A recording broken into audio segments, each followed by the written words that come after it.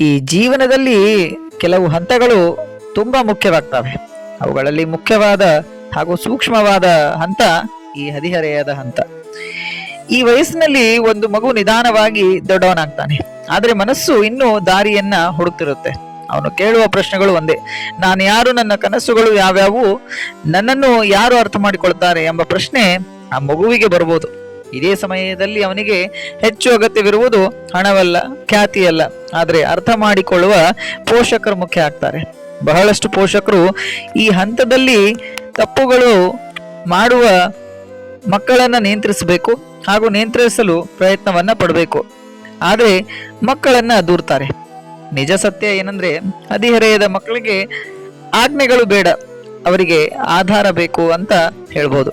ಹಾಗಾದ್ರೆ ಈ ಒಂದು ವಿಡಿಯೋದಲ್ಲಿ ನಾನು ಸಂಪೂರ್ಣವಾಗಿ ಮಾಹಿತಿಯನ್ನ ಕೊಡೋ ಪ್ರಯತ್ನ ಮಾಡ್ತೀನಿ. ನನ್ನ ಚಾನಲ್ ಇಷ್ಟ ಆದಲ್ಲಿ ಶೇರ್ ಮಾಡಿ, ಲೈಕ್ ಮಾಡಿ ಹಾಗೂ ಸಬ್ಸ್ಕ್ರೈಬ್ ಅನ್ನ ಮಾಡಿ. ಈ ಹಂತ ಒಂದು ವಯಸ್ಸಲ್ಲ, ಇದು ಪರಿವರ್ತನೆ ಅಂತ ಹೇಳ್ಬೋದು. ಮಗು ವ್ಯಕ್ತಿಯಾಗುವ ಸಮಯ ಅಂತ ಹೇಳ್ತಾರೆ.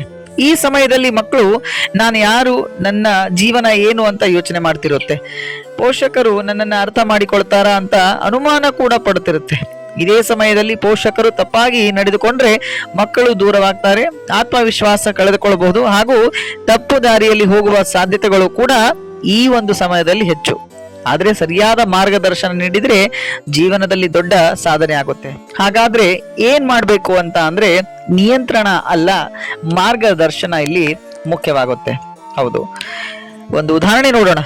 ಒಬ್ಬ ತಂದೆ ತನ್ನ ಮಗನಿಗೆ ಸದಾ ಹೇಳ್ತಿದ್ರು, ನೀನು ಇದು ಮಾಡಬೇಡ, ಅದು ಮಾಡಬೇಡ, ನನ್ನ ಮಾತೆ ಕೇಳು ಅಂತ. ಮಗನು ಹೊರಗೆ ಶಾಂತವಾಗಿದ್ದ, ಆದ್ರೆ ಒಳಗೆ ಅವನ ಮನಸ್ಸಿನಲ್ಲಿ ಕೋಪದಿಂದ ತುಂಬಿತ್ತು. ಒಂದು ದಿನ ಅವನು ಹೇಳ್ದ, ನನ್ನ ಜೀವನ ನಾನೇ ನಿರ್ಧರಿಸಬೇಕು ಅಂತ. ಆಗ ಪಾಠ: ಹದಿಹರೆಯದ ಮಕ್ಕಳು ಸ್ವತಂತ್ರ ಯೋಚನೆ ಬೇಕು, ನೀವು ಕೇವಲ ದಾರಿ ತೋರಿಸಬೇಕು, ಬಲವಂತ ಮಾಡಬಾರ್ದು ಅನ್ನೋದು ಇಲ್ಲಿ ತಿಳಿಯುತ್ತೆ. ಇನ್ನು ಮಕ್ಕಳ ಮನಸ್ಸು ಅರ್ಥ ಮಾಡಿಕೊಳ್ಬೇಕು. ಈ ಒಂದು ವಯಸ್ಸಿನಲ್ಲಿ ಹೇಗೆ ಅರ್ಥ ಮಾಡ್ಕೊಳ್ಬೇಕು ಅಂತ ಕೂಡ ಯೋಚನೆ ಮಾಡಬೇಕು. ಒಂದು ಸಣ್ಣ ಘಟನೆ: ಒಬ್ಬ ಹುಡುಗ ಶಾಲೆಯಲ್ಲಿ ಸ್ನೇಹಿತನಿಂದ ಅವಮಾನ ಅನುಭವಿಸ್ತಾನೆ. ಅವನು ಮನೆಗೆ ಬಂದು ಮೌನವಾಗಿರ್ತಾನೆ. ಅವನ ತಾಯಿ ಕೇಳ್ತಾಳೆ, ಏನಾಯ್ತು ಅಂತ. ಅವನು ಹೇಳಲಿಲ್ಲ. ತಾಯಿ ಕೋಪದಿಂದ, ಹೇಳೋದಿಲ್ಲ ಅಂದ್ರೆ ನಿನ್ನ ಸಮಸ್ಯೆ ಅಂತ ಹೇಳ್ತಾಳೆ. ಇದೇ ದೊಡ್ಡ ತಪ್ಪು. ಸರಿಯಾದ ವಿಧಾನ ಶಾಂತವಾಗಿ ಕೇಳೋದು, ಸಮಯ ಕೊಡಬೇಕು ಹಾಗೂ ತಾವೇ ಹಂಚಿಕೊಳ್ಳುವಂತೆ ಮಕ್ಕಳಿಗೆ ಪ್ರಚೋದನೆಯನ್ನ ಕೂಡ ಇಲ್ಲಿ ನೀಡೋದು ಪೋಷಕರ ಕರ್ತವ್ಯವಾಗುತ್ತೆ. ಇನ್ನು ಪ್ರೀತಿ ತೋರಿಸುವುದು ಮುಖ್ಯವಾಗುತ್ತೆ. ಮಕ್ಕಳು ಅಪೇಕ್ಷೆ ಪಡೋದು ಒಂದೇ: ನನ್ನ ತಂದೆ ತಾಯಿ ನನಗೆಲ್ಲ ಕೊಡ್ತಾರೆ, ಆದ್ರೆ ಸಮಯನೇ ಕೊಡೋದಿಲ್ಲ ಅಂತ ಇಂದಿನ ದೊಡ್ಡ ಸಮಸ್ಯೆಯಾಗಿ ಉಳಿದುಕೊಂಡಿದೆ. ಹಣಕ್ಕಿಂತ ಪ್ರೀತಿ ಮತ್ತು ಸಮಯ ಮುಖ್ಯವಾಗಿಬಿಟ್ಟಿದೆ. ಮಕ್ಕಳು ನಿಮ್ಮ ಜೊತೆ ಮಾತನಾಡಬೇಕು ಅಂತ ನೀವು ಬಯಸ್ತೀರಿ, ಆದ್ರೆ ನೀವು ಸಮಯ ಕೊಡಬೇಕು ಅಂತ ಪೋಷಕರು ಕೂಡ ಖಂಡಿತವಾಗಲೂ ಇಲ್ಲಿ ತಿಳ್ಕೋಬೇಕು. ದಿನಕ್ಕೆ 15ರಿಂದ 20 ನಿಮಿಷ ಮಾತುಕತೆ, ಹಾಸ್ಯ ಹಾಗೂ ಜೀವನದ ವಿಷಯಗಳನ್ನ ಹಂಚಿಕೊಳ್ಳೋದು ಮುಖ್ಯವಾಗುತ್ತೆ. ಇನ್ನು ಈ ಹದಿಹರೆಯದ ಮಕ್ಕಳಿಗೆ ಸ್ವಾತಂತ್ರ್ಯ ಬೇಕು ಹಾಗೂ ಆದ್ರೆ ಅದು ಮಿತಿಯೊಳಗಿರಬೇಕು. ತಪ್ಪಾದ ವಿಧಾನ ಇಲ್ಲಿ ಎಲ್ಲವನ್ನ ಬಿಡುವುದು ಅಥವಾ ತುಂಬಾ ಕಟ್ಟುನಿಟ್ಟಾಗಿ ನಿಯಂತ್ರಣ ಮಾಡುವುದು ಕೂಡ ತಪ್ಪಾಗುತ್ತೆ. ಕೆಲವು ನಿಯಮಗಳಿರಬೇಕು, ಆದ್ರೆ ಅಭಿಪ್ರಾಯಗಳಿಗೆ ಹಾಗೂ ಮಕ್ಕಳ ಅಭಿಪ್ರಾಯ ಏನು ಅಂತ ಬೆಲೆ ಕೊಟ್ಟು ಇಲ್ಲಿ ಅವರ ಗೌರವಕ್ಕೂ ಧಕ್ಕೆ ಆಗದಂತೆ ಪೋಷಕರು ನೋಡಿಕೊಳ್ಬೇಕಾಗುತ್ತೆ. ಎಲ್ಲರಿಗೂ ಮುಖ್ಯವಾದ ವಿಷಯ: ಮೊಬೈಲ್ ಹಿಡಿತಾನೆ, ಮೊಬೈಲ್ನಿಂದ ಎಲ್ಲ ಕಲ್ತಿದ್ದಾನೆ ಅಂತ ಪೋಷಕರು ಹೇಳೋದು. ಸಂಪೂರ್ಣವಾಗಿ ನಿಷೇಧ ಮಾಡೋದಕ್ಕೆ ಖಂಡಿತವಾಗ್ಲೂ ಸಾಧ್ಯವಿಲ್ಲ, ಆದ್ರೆ ಸಂಪೂರ್ಣವಾಗಿ ಬಿಡಲು ಕೂಡ ಆಗೋದಿಲ್ಲ.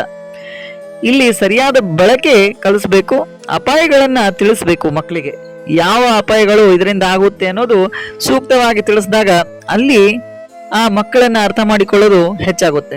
ಸಮಯ ವ್ಯರ್ಥವಾಗುವುದರ ಬಗ್ಗೆ, ತಪ್ಪು ಸ್ನೇಹಗಳ ಬಗ್ಗೆ ಹಾಗೂ ಮಾನಸಿಕ ಒತ್ತಡಗಳ ಬಗ್ಗೆ ತಿಳಿಸ್ಬೇಕಾಗುತ್ತೆ. ಇನ್ನು ಹದಿಹರೆಯದ ಮಕ್ಕಳ ಮೇಲೆ ಸ್ನೇಹಿತರ ಪ್ರಭಾವಗಳು ಕೂಡ ಹೆಚ್ಚು.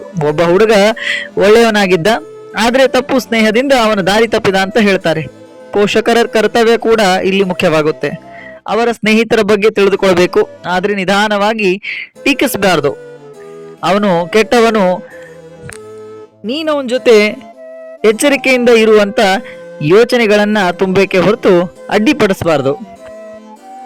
ಇನ್ನು ಬೇರೆ ಮಕ್ಕಳ ಜೊತೆ ಹೋಲಿಸೋದು ಇಲ್ಲಿ ತಂದೆ ತಾಯಿ ಮಾಡುವಂತಹ ದೊಡ್ಡ ತಪ್ಪು. ಆಗ ಮಗುವಿಗೆ ಅನ್ಸುತ್ತೆ, ನಾನು ಕಡಿಮೆನಾ ಎಂಬ ಭಾವನೆ ಬರುತ್ತೆ. ಪೋಷಕರು ಹೋಲಿಕೆ ಮಾಡಬಾರ್ದು ಮತ್ತು ಶಕ್ತಿಗಳನ್ನ ಗುರುತಿಸಬಾರ್ದು. ಅವ್ನು ನೋಡು ಅವನು ಹೇಗಿದ್ದಾನೆ, ನೀನು ಹೇಗಿದ್ದೀಯಾ ಅಂತ ಗುರುತಿಸಬಾರ್ದು. ಒಂದು ಮಾತಿಲ್ ನಂಗೆ ನೆನಪಾಗುತ್ತೆ, ನೀನು ನಿನ್ನ ರೀತಿಯಲ್ಲಿ ವಿಶೇಷ, ಅವನ ರೀತಿಯಲ್ಲಿ ವಿಶೇಷ ಎಂಬ ಮಾತು. ಹಾಗೂ ಈ ಒಂದು ಮೌಲ್ಯವನ್ನ ಆ ಮಗುವಿಗೆ ಕಲಿಸಿದಾಗ ಇನ್ನೂ ಹೆಚ್ಚು ಕಲಿಯುತ್ತೆ.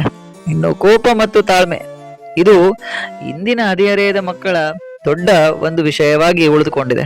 ಕೋಪವಂತೂ ತಾಳ್ಮೆನೇ ಇಲ್ಲ, ಕೋಪದಿಂದ ಮಾತನಾಡ್ತಾರೆ ಹಾಗೂ ತಪ್ಪು ವರ್ತನೆ ತೋರಿಸ್ತಾರೆ ಅಂತ ಹೇಳ್ತಾರೆ. ಅದಕ್ಕೆ ಪೋಷಕರು ಕೋಪದಿಂದ ಪ್ರತಿಕ್ರಿಯಿಸಿದರೆ ಮಾತ್ರ ಸಮಸ್ಯೆ ಹೆಚ್ಚಾಗುತ್ತೆ. ನೀವು ಕೂಡ ಕೋಪದಿಂದ ಮಾತಾಡ್ತೀರಿ, ನಾನು ಕೂಡ ಕೋಪದಿಂದ ಮಾತಾಡ್ತೀನಿ ಅಂತ ಹೇಳುವಂತಹ ಮಕ್ಕಳು ಕೂಡ ಇದ್ದಾರೆ. ಅದಕ್ಕೆ ತಾಳ್ಮೆಯಿಂದ ಕೇಳಿ ನಂತರ ಶಾಂತವಾಗಿ ತಿಳಿಸೋದು ಮುಖ್ಯವಾಗುತ್ತೆ. ಇನ್ನು ತಪ್ಪುಗಳನ್ನು ಶಿಕ್ಷೆಯೆಲ್ಲ ಪಾಠವಾಗಿ ಕಲಿಸ್ಬೇಕು. ಒಬ್ಬ ಹುಡುಗ ತಪ್ಪು ಮಾಡ್ದ, ತಂದೆ ಹೊಡಿತಾರೆ. ಅವನು ತಪ್ಪನ್ನ ಮರೆಮಾಚಲು ಕಲಿತ. ಇನ್ನೊಬ್ಬ ತಂದೆ ಆ ತಪ್ಪಿನಿಂದ ನೀನು ಏನು ಕಲಿತೆ ಅಂತ ಕೇಳ್ತಾರೆ. ಮಗನು ಜೀವನದ ಪಾಠ ಕಲಿತ ಅಂತ ಇಲ್ಲಿ ಹೇಳ್ತಾನೆ. ಒಟ್ಟಿನಲ್ಲಿ ಇಲ್ಲಿ ಆಗೋ ಬದಲಾವಣೆ ಶಿಕ್ಷೆಯಿಂದ ಅಲ್ಲ, ನಾವು ಆಡೋ ಮಾತಿಂದ ಅಂತ ಖಂಡಿತವಾಗ್ಲೂ ತಿಳಿದುಕೊಳ್ಬೇಕು. ಆಸ್ ಎ ಫ್ರೆಂಡ್ ತರ ಇರಬೇಕು ಅಂತ ಇಂದಿನ ಕಾಲದಲ್ಲಿ ಹೇಳ್ತಾರೆ. ಹದಿಹರೆಯದ ಮಕ್ಕಳ ಜೊತೆ ತಂದೆ ತಾಯಿಗಳು ಫ್ರೆಂಡ್ ರೀತಿ ಟ್ರೀಟ್ ಮಾಡಬೇಕು ಅಂತ ಹೇಳ್ತಾರೆ. ಆದ್ರೆ ಯೋಚನೆ ಮಾಡಿ, ನಾವು ನಮ್ಮ ಮಕ್ಕಳ ಜೊತೆ ಹಾಗಿದ್ದೀವ ಅಂತ ಯೋಚನೆ ಮಾಡಿದಾಗ ಖಂಡಿತವಾಗ್ಲೂ ಇಲ್ಲ. ಎಲ್ಲೋ ಒಂದು ರೀತಿ ನಾವೇ ಅವರಿಗೆ ಸಮಸ್ಯೆ ಆಗ್ಬಿಡ್ತಿದ್ದೀವಿ ಅಂತ ಕೆಲವೊಂದ್ಸಲ ಕುಳಿತು ಯೋಚನೆ ಮಾಡಿದಾಗ ಹೌದು ಅಂತ ನಮಗೆ ಅನಿಸುತ್ತೆ. ಒಂದು ರೀತಿ ಕೊನೆ ಸತ್ಯವಾಗಿ ಹೇಳಬೇಕು ಅಂತ ಅಂದರೆ, ಹದಿಹರೆಯದ ಮಕ್ಕಳು ನಿಮ್ಮ ವಿರೋಧಿಗಳಲ್ಲ, ಅವರು ನಿಮ್ಮ ಮಾರ್ಗದರ್ಶಕರಾಗಿ ಕಾಯುತ್ತಿರುವ ಪ್ರಯಾಣಿಕರಾಗಿರ್ತಾರೆ. ಆ ವಯಸ್ಸು ಒಂದು ಸೇತುವೆ ಇದ್ದಂತೆ. ಈ ಮಕ್ಕಳತನದಿಂದ ದೊಡ್ಡವರಾಗುವ ಕಡೆ ಹೋಗುವ ಒಂದು ಸೇತುವೆ ಅದು. ಆ ಸೇತುವೆ ಮೇಲೆ ಒಬ್ಬರೇ ನಡೆಯುವುದಿಲ್ಲ, ನಿಮ್ಮ ಕೈ ಹಿಡ್ಕೊಂಡು ಪೋಷಕರ ಜೊತೆಗೆ ನಡೆಯುತ್ತಾರೆ. ಆದರೆ ಬಲವಂತವಾಗಿ ಎಳೆದರೆ ಅವ್ರು ಕೈ ಬಿಡ್ತಾರೆ. ಅವರನ್ನ ಸಂಪೂರ್ಣವಾಗಿ ನೀವು ಹಿಡಿದುಕೊಂಡು ದಾರಿಯನ್ನ ತಿಳಿಸಿ ದಾರಿಗೆ ತಲುಪುವ ಒಂದು ಹಂತಕ್ಕೆ ತರಬೇಕು. ಅವರ ಜೊತೆ ನೀವು ನಡೆದಾಗ ಅರ್ಥ ಮಾಡಿಕೊಳ್ತಾರೆ ಹಾಗೂ ಅವರಿಗೆ ದಾರಿ ತಿಳಿಯುತ್ತೆ. ಒಂದು ದಿನ ಅವರು ದೊಡ್ಡವರಾದ ನಂತರ ಜೀವನದ ಹಾದಿಯಲ್ಲಿ ದೂರ ಹೋಗ್ತಾರೆ. ಆಗ ಹಿಂತಿರುಗಿ ನೋಡಿದಾಗ ನನ್ನ ಪೋಷಕರು ನನ್ನ ಜೊತೆ ಇದ್ರು ಅಂತ ಹೆಮ್ಮೆ ಪಡುವಂತಹ ವಿಷಯವಾಗಿ ಕೂಡ ಉಳಿಯುತ್ತೆ. ಮಕ್ಕಳಿಗೆ ನೀವು ಕೊಡುವ ಅತ್ಯಂತ ದೊಡ್ಡ ಆಸ್ತಿ ಇಷ್ಟೇ, ಹಣವಲ್ಲ, ಆಸ್ತಿಯಲ್ಲ, ಆದರೆ ಪ್ರೀತಿ, ನಂಬಿಕೆ ಹಾಗೂ ಸಮಯ.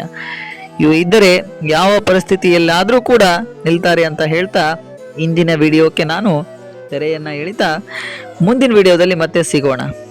ಧನ್ಯವಾದಗಳು.